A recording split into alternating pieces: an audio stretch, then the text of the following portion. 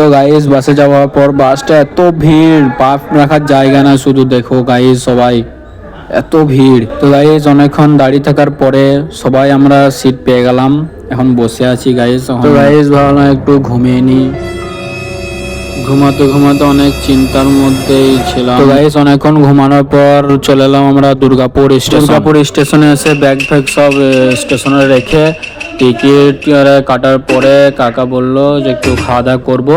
তো খাওয়া দাওয়ার জন্য আমরা যাচ্ছি এখন। অনেকক্ষণ খোঁজাখুঁজি করার পর খাওয়ার দোকান পেলাম, এই তো গাইস যাচ্ছি। দোকানদারকে বলার পরই খাবার পেয়ে গেছিলাম, তো কারণ লাস্ট মোমেন্টে ছিল তাই তাড়াতাড়ি গাইস খাওয়া দাওয়া শেষ করে এরপর আমরা আসানসোলের ট্রেন ধরবো।